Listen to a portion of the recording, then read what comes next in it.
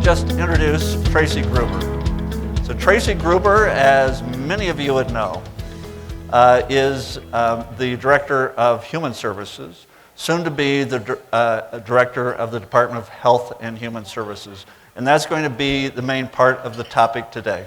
Tracy is an experienced administrator, a government official, once was named Government Official of the Year, I believe, by someone. That was good. And has been active both in Utah and at the national level, once served as the president of the National Association of Child Care Workers, I believe, a distinguished career in human services. So we're very, very pleased to have Tracy as our featured speaker over lunch today. So Tracy, I know you have some slides, and then we'll have time for questions afterwards. Great. All right. Thank you very much. All right, thank you. Thank you. Thank you so much.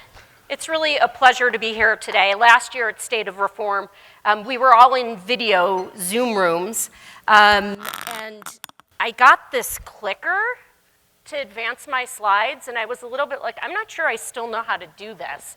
But I'm going to give it a go. And I just want to thank State of Reform and the convening panel for having provided me with the opportunity to talk about the merger of the Department of Health and the Department of Human Services.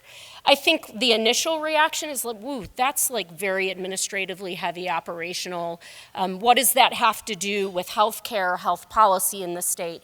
So I'm hoping that by the time I'm done going through my remarks, you'll understand how this merger really, in this topic, really aligns with the topic of the conference around healthcare and health policy and the opportunities we have together to create this new department. So I should just acknowledge that this merger is massive. When it's effective on July 1st, the new department will have approximately 6,000 employees. It will be serving approximately 15% of Utah's population. It's even higher than that when you consider Medicaid. And it's serving these Utahns across the lifespan, from birth to death. And it'll have a budget of approximately $7 billion. The majority of that budget is, in fact, federal dollars through Medicaid. Through the process of merging our departments and explaining the merge, we dug deeper into the individuals we serve. Among those served at the Department of Human Services, 60% are receiving services at the Department of Health. And I think that's not entirely surprising in some of our programs, like serving individuals with intellectual and developmental disabilities, which is at the Department of Human Services, but many of those same people are covered by Medicaid. I think what is surprising is the overlap in some of our other programs, like juvenile justice services and the child welfare program. Those overlaps with the Department of Health are, in fact, significant. And that is among the critical bases for this merge. The department will be serving these individuals in the communities in which they live through a diverse array of services and programs available at 80 offices throughout the state and through extensive partnerships with county governments who are providing physical health, mental health, and aging services throughout the state. The department is the state's agency to provide programs focusing on physical and behavioral health, including health promotion and prevention, something that is split across our two departments currently. The child welfare and juvenile justice systems, the state's programs, as I mentioned before, for individuals with intellectual and physical disabilities, the state's mental health hospital, the state laboratory, the Office of the Medical Examiner, the State Developmental Center. It includes among the largest payer of medical care in the state, the Medicaid program, as I mentioned, a massive part of our budget. And it includes an elaborate regulatory division within the Division of Licensing and Background Checks for facilities from child care centers, long-term care facilities, and residential treatment programs.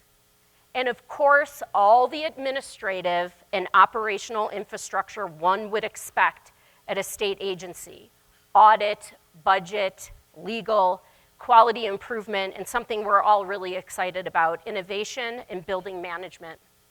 On its face, this seems like a mishmash of programs, but hopefully by the time you're done with lunch and I'm done speaking, you'll see that there is a basis for these services to be housed in one department. The scope of the new department and the effort to combine our departments means that we've been engaged in this process of merging since legislation was passed last year by meeting regularly with our staff, external stakeholders, many of you in this room, policymakers, and weekly meetings planning for this event.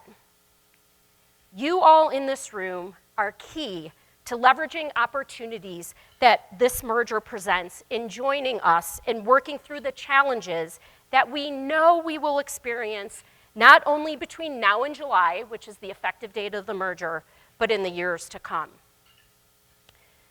Since presenting to this group last April, shortly after the start of the Cox-Henderson administration, a lot of progress has been made in the area of health policy.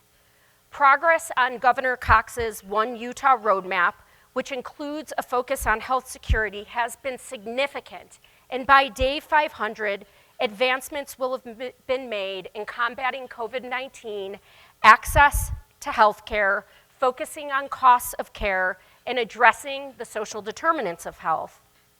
The 2022 general session, there's been lots of talk about the outcome of that this morning in many of the sessions, resulted in significant investments in the roadmap. Their efforts to expand telehealth in Utah schools, both for behavioral and physical health, their investments in expanding the healthcare workforce, which we know it has experienced a lot of difficulty during the pandemic. There's a new program to certify community health workers, and the governor announced the One Utah Health Collaborative, which Governor Leavitt and Vern spoke about this morning, to accelerate value-based care. Since the merger was made public during the 2021 general session, I've received many questions regarding the merger, ranging from timing, whether this will improve the system, and as Yogi Berra put it, it's deja vu all over again, given that these departments were once merged in 1980 and then separated, the state separated them at that time as well. In fact, this question came from a policymaker who remembered that decision, to which question came to my mind, there are still legislators in the legislature who were serving in 1980. That's either commitment, which it is, or basis for being committed. But that did come from them, and I was not aware of that. So the first question, why now? Why, during the worst pandemic in 100 years that still requires focus and attention, has maxed out the public health system and has elevated the need for public health that was not there before? Why now? Why is now the right time to place public health into this large state agency that addresses the state's most critical societal challenges, rather than maintaining its independence and sole focus on public health? At risk of causing heart rates to spike and palms to sweat, including mine, I want to take you back to March 12th, 2020. And this is the headline that appeared in our local paper on that day. Schools were going to close for 2 weeks. We now know that those 2 weeks turned into almost a year for some of our students. At that time, I was working on an emergency childcare system to provide childcare to essential workers and our first responders who didn't have the ability, like so many of us, to work from home.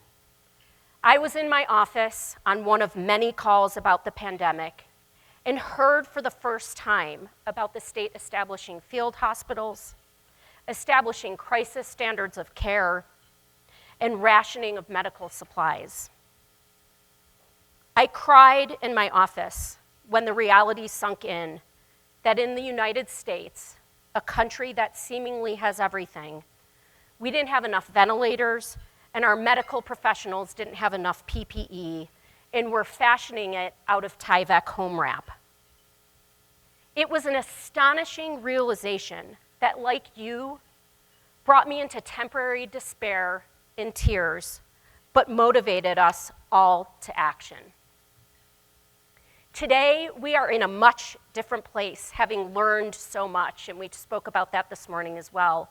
Just last week, the Department of Health rolled out its plans to shift to steady state, recognizing that while the pandemic is not over, we're ready to embed the response and the response to it in a more traditional contagious disease model. Our healthcare systems will fulfill their traditional role with diagnosis, treatment, and tending to patients, and the public health system at the state and local level will fulfill our traditional role of educating the public, monitoring the virus through our epidemiologists, data tracking, and keeping our eyes on the prize of staying ahead of surges, hospitalizations, and deaths by increasing the rate of Utahns who are current on their vaccinations. And we will maintain focus on what is arguably one of the most important tools we need in public health, which is public trust. When we ask individuals and communities to address issues of public health, trust is among the most important tools in our toolbox. Trust is the easiest thing in the world to lose and the hardest thing in the world to get back. We saw trust generate strong action at the outset of the pandemic and then slowly erode. We need to rebuild that trust in our public health system. The merger allows us to leverage so many accomplishments and achievements of the pandemic. Time and time again, I hear about the incredible partnerships that you all were a part of that didn't exist in a meaningful way prior to the pandemic, but resulted in a strong realization that the health of Utahns is not the sole responsibility of one of us, but of all of us. This includes partnerships with non-traditional partners in this space, including the business community. Throughout the pandemic, we propped up multi-stakeholder partnerships to determine policies on distribution of scarce medications, addressing the needs of rural and underserved communities, and increased engagement by our policymakers who use the opportunity to increase their awareness and understanding of the roles and responsibilities of the state's public health system. And I know there's lots of debate there, but having them be engaged in that way will result in better outcomes in the future. We can move to this new steady state because since March 2020, we now have home testing, effective vaccinations and therapeutics, and new methods of tracking the virus and identifying when it may be surging in a community or tapering off in a community. So what does this have to do with the merger? These lessons, the need for extensive and cross-sector partnerships, data integration and analysis, education of the public, planning and preparation, and new methods of service delivery like telehealth can all be timely embedded in the new department before we forget where we were in March of 2020. When I was here last year, we had the basic structure that was adopted by the legislature for the new department. And at that point, we were anticipating that Medicaid eligibility policy was going to be moving to DWS based on a determination at the federal level. That is not completely going to be the case, although a couple pieces of Medicaid eligibility, including quality control in Medicaid eligibility hearings, will still be moving to DWS. But to the question of why is this merger needed, which we discussed a lot during the 2021 session, we've since developed a clearer statement to answer that question, both for our staff and the public, and have a clearer vision of the way in which the department will address the issues that currently exist in Utah's bifurcated health and human services system. At the outset of our efforts, we spent time articulating the problem we're solving and the vision that will be achieved to address that problem. This articulates that very that very problem statement, that the health and human services model and accompanying policies have led to a fragmented system of services, creating unnecessary barriers and challenges to accessing care for those most in need. And these challenges contribute to inequities and health outcomes and determinants of health. So how do we address that problem?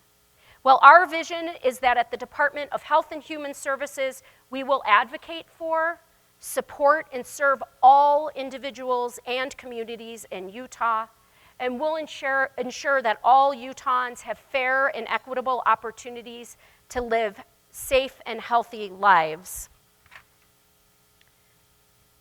We're aligning multiple complementary priorities that exist across our two departments, that when we establish that seamless system of services and programs to try to achieve that vision, we will have a more efficient and effective system, not only in terms of human and financial resources expended by taxpayers, but also, and critically important, also for the people and local communities we serve.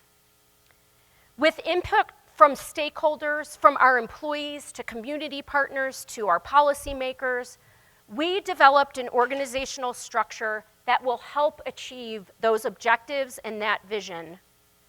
To be sure, many people have looked at this. First thing is like, whoa, that really is a lot. But they also look at it and have their own ideas on how the structure should be organized. And it is true that you probably could organize our structure in many different ways. But through input, discussion, and feedback, we created this structure that results in sections within the department that brings together the department's various, what we call operational units, with synergies and the ability to more likely than not achieve the outcomes we're focused on as a department and as a state. We established the position of Executive Medical Director in the top leadership of the department to not only focus on public health, but to advise the department across all programs of ways in which health is involved in everything that we do in the department. We're focusing on social determinants of health in the new area of community health and well-being, where we will build a continuum of services and programs from prevention of issues like suicide, substance abuse, child abuse, interpersonal violence, which all emerge when social determinants of health are neglected, to ensuring that our deep end services are evidence-based in meeting the needs of children, youth, and families who are utilizing services during the darkest times of their lives. And again, leveraging the lessons from the pandemic by addressing the needs of underserved communities through establishment of the Office of Health Equity and the Office of American Indian, Alaska Native Health and Family Services. We're building a department that addresses the health needs of people and not the needs of government by creating a customer-centered department with the establishment of the Division of Customer Experience and the integration of both physical and behavioral health in the Division of Integrated Healthcare. This new division recognizes that people's health and their health outcomes are dependent on both their physical well-being and their emotional well-being and should no longer be addressed separately. There's no question that the effort to bring these two large departments together should not be done simply because we want to reduce state government bureaucracy. And I think that that is a very important goal. Instead, we need to do this to do better on behalf of Utah taxpayers and for the people who utilize our services. If we're successful, and I know that we will be, in achieving better outcomes, economic benefits will result. People in our state will have opportunities to achieve their hopes and dreams, and future generations will be better off. Meeting these aspirations will not just occur by bringing our departments together. We have talked about that extensively. The Department of Health and Human Services must be intentional in both defining and measuring outcomes. And this is a key aspect of the culture in the new department. Our planning has included months of development of both the result we want to achieve, that all Utahns have opportunities to be safe and healthy, and the measures we will track to evaluate whether we're making progress towards that result. We've spent 7 months talking about our performance measure framework, and we look forward to releasing that in the coming weeks. So not only will our staff be progressing toward that result, but all of you will have the ability to join us in meeting that result through all of the important work in which we are collectively engaged. The last question that needs to be addressed and answered is, how is this different from 1980, when the legislature determined that the departments needed to be independent? Our state and most states have struggled with increased costs of healthcare and the costs with providing services to individuals in society who are experiencing significant challenges.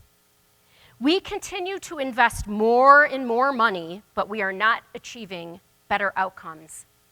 And we know that we can do better. Continuing with a system that is costing massive amounts of funding and expecting a different result is, as Albert Einstein has said, the definition of insanity.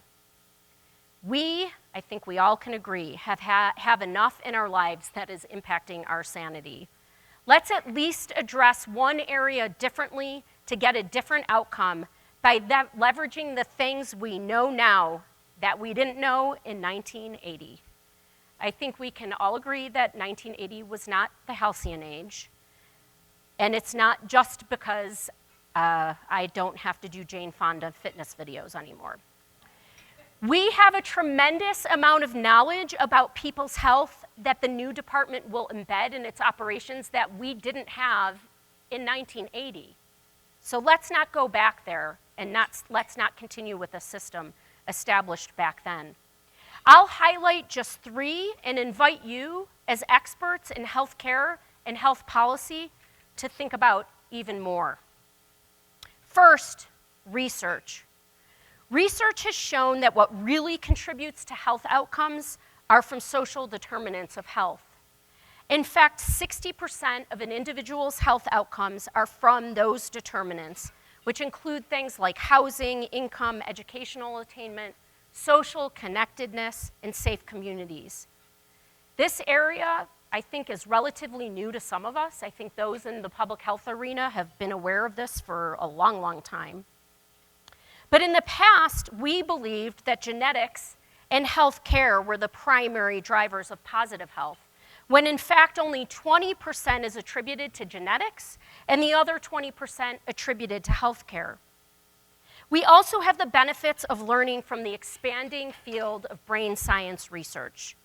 This research is demonstrating the impact on brain development of toxic stress and adverse childhood experiences, which leads to poor health outcomes.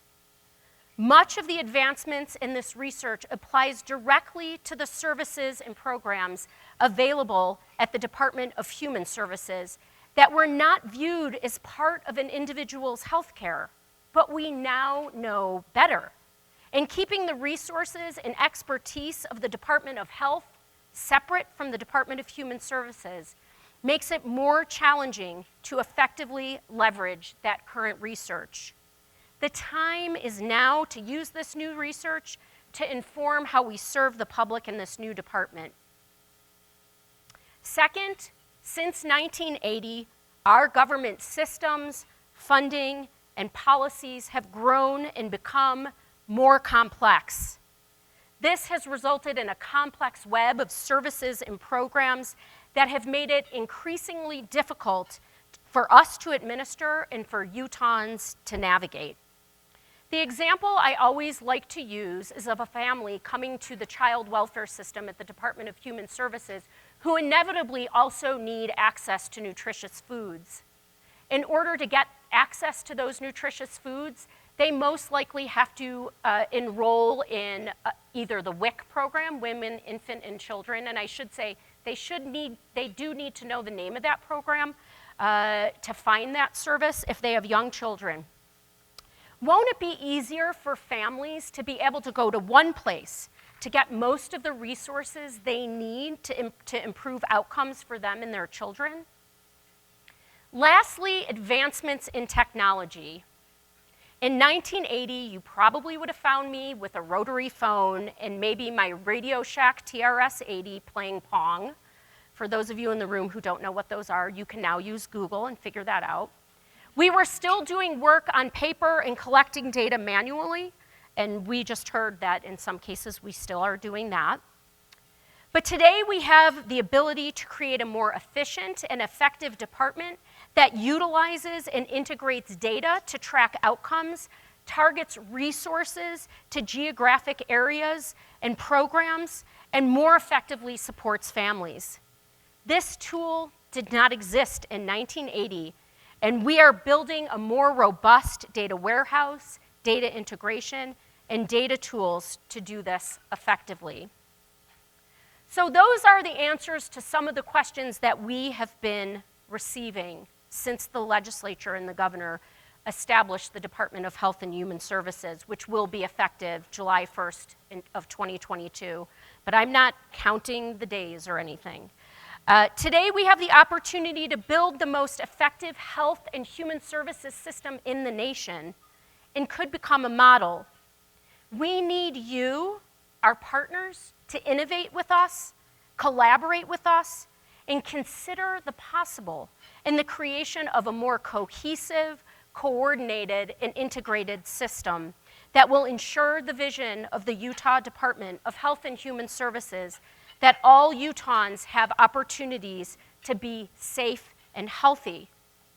Our journey will not be over on July 1st of 2022, but just beginning. Thank you so much, and I look forward to answering your questions. Yeah, you want to join me? Yeah. So, Tracy, that was really terrific, and I have to give you really high marks because you held the attention of people while they're eating, and I have to give the audience high marks because you had a minimum number of clanks of your silverware. So Thank you. Are you sure they weren't sleeping? So you've answered, I think, some of the most important questions, but there are a few more, and hopefully we'll have a few questions from the audience as well, so I'm sure the microphones are standing by so that you can ask a question. But a couple that I've got, one of the most impressive things about this plan, it looks to me, like is on the integration of behavioral health and physical health, and it's impressive even more so because you're changing the name or the title of the Medicaid director. Jen Soroker mentioned in a session earlier today that her title is going to become the Director of Integrated Healthcare, or Integrated Care, which I think is just a terrific message. Can you say a little bit more about that integration? That's a really important. Yeah, I mean, one of the frameworks that we use in our department is called results-based accountability, and we always focus on that vision, that result, that all Utahns are healthy and safe. And Medicaid is absolutely one of the primary strategies to achieve that outcome. But being able to leverage both the parts of the Department of Human Services that focused on substance abuse and mental health, and to bring that into the focus on physical primary health in Medicaid provides us an opportunity to move towards the outcome that we're envisioning for all Utahns. There's no question that our departments communicated really well together before this.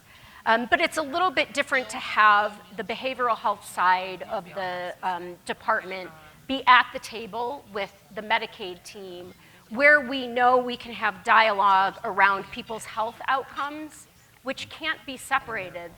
I know that when I'm having a behavioral health challenge, it's impacting my physical health. And I want to be able to go to a doctor or to have an agency be able to meet my needs as a whole person. It is one of the most significant changes in the department structure. It's also been one that, for those of you who are involved in that space, has had a lot of dialogue and concern. But we know that the change and the ability to build on Utah's incredible behavioral health system and accelerate even more for better outcomes can be achieved through this integration. And even beyond that, you're mentioning the social determinants of health, the determinants of health. How is that all going to be integrated in the services that are delivered through the department? Well, I mean, I think one thing is that on the human services side, when you look at the challenges and the involvement in the child welfare system and the juvenile justice system, and even with aging, a lot of the needs of those families and the health outcomes of those families ties directly to the determinants of health. I think one way we're addressing, we've got the right structure for it. We've got our Office of Health Equity, and we have community health workers who are engaged and be part of our department. But we also have the executive medical director. So we have a medical professional on our staff to pay attention to the health needs and those determinants of health, not as necessarily on an individual level. I don't want to make it seem like Dr. Hoffman, who will be our executive medical director, will be meeting with these families, but on a policy level. What policies do we need in place to get upstream and address those determinants of health in partnership with the Department of Workforce Services, who also provides a lot of those resources? Workforce issues are pervasive. How are you going to deal with workforce issues both within your new department and with the providers you're working with? Yeah, I mean, I think everybody in this room knows about the workforce challenges. We've seen it firsthand at the state hospital, which is the state's mental health hospital, in the State Developmental Center with our frontline healthcare workers. We've seen it in the local health authorities, the local mental health authorities that are short-staffed with behavioral health care. This is a priority for the department. We have some legislation that was passed by Representative Thurston that is establishing a new committee within the department to focus on workforce. Partnerships with DOPL, the regulatory agency for the state. There was also some great legislation there to address workforce challenges, and keeping our focus on those partnerships to make sure that we have the data that's needed, we can communicate effectively about where the gaps are. Yeah. So I have one more question, and then I want to get to a question that you may have there in the audience. But you mentioned RBA, resource-based accountability, which is an awesome concept in government. So, and you mentioned Day 500. So with all the data and the accountability, the outcomes, and performance that you're going to be looking at, what are things going to look like on Day 500? Well, I think the ambitious goal of the One Utah roadmap, and health security is just one piece of that. I think on Day 500, one of the areas of the roadmap was combating COVID-19. And we are in the process of writing a comprehensive after-action report to make sure that we don't, in the same way that we want to leverage the lessons from the pandemic in the new department, we don't want to lose sight of where the challenges were on that day back in 2020. And we can plan and prepare for that. So combating COVID. In the area of access to care, I mentioned there was a significant investment, and we're not going to see it this school year, but next school year for our schools to have access to telehealth, I think is very, very big. And we've heard a lot about the One Utah Health Collaborative, and my colleague, the Governor's Chief Innovation Officer, Rich Saunders, was here in a breakout session talking about that, and that is really big to shift the dialogue to value-based care. So lots of progress being made in a really short time. Not everything has been accomplished. I think that would have been near impossible to do, but it gave all of us, both in government and our partners, a pathway, a roadmap to continue to make progress. And I know even after Day 500, we will be focusing on a lot of those strategies. Yeah. Excellent. Who has the first question? I'm looking out there. Is there a hand up? I answered all of them. You've successfully answered every, no, you didn't. There's one. Okay. All right, there may be one more. Tracy, thank you for the presentation and for the noteworthy leadership that this represents by a state. It's hard to measure the impact sometimes of changes like this, especially across government departments. So for instance, if extra care is taken to manage the mental health of a parent, children may stay in school longer. Or maybe we experience less expense and utilization of the correction system and so forth. I'd love to hear your thoughts on where we are as a state in terms of measuring the impacts of integrated healthcare across other parts of government. And if we're early in that stage and it's difficult to measure, if you could wave a magic wand and be able to measure the impact of the changes you're making in other parts of government, what kinds of measures would you like to see, or what kinds of outcomes would you like to see? That's a great question. Utah is recognized as being one of the leaders in evidence-based, using evidence-based programs and data. I think that we still have a long way to go. We had to look at all of our performance measures from a legislative audit. And I want to say across our two departments, we had maybe 200 performance measures. I don't remember who was mentioning, it may have been Representative Ward on our previous meeting about like all of the data. We have a lot of data. The federal government asks for a lot of data. Our legislators, rightfully so, ask for data. So I think that we have a lot of those measures. Whether or not they're measuring the right thing, I think is probably where the state has an opportunity, particularly in the human services and health space, to do a better job, aligning the right measures to those outcomes so that we are focused on those measures and not a laundry list of 200 performance measures.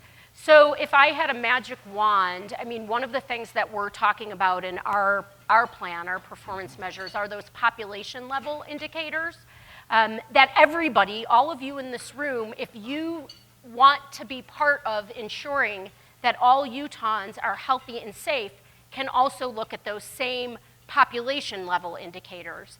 And then we will take those population indicators and look at performance measures. How well are we doing our work? But some of those population level indicators has to do with the Department of Health's Health Improvement Index, and how many of our communities and counties are at the high end of the Health Improvement Index, which is a measure that the Department of Health created to look at those determinants of health and bringing those down. We have life expectancy that we want to be able to measure and influence. How are people's physical health? How do they see their physical health and their mental health over a period of time? Those are the measures that we're going to be looking at on a regular basis. But I think that there's population measures that we all can agree on, like income, making sure that the poverty rate is low. You've got educational attainment levels, which we know falls into all of this. So there's many that can be looked at, but we're focusing on 5 primary population level indicators in the department that we think is going to help everybody see their role and their influence on those measures as well. Yeah. Again, it's a whole integrated patient-centered population base. With that, please join me in thanking Tracy Gruber. It's Thank great. you so much.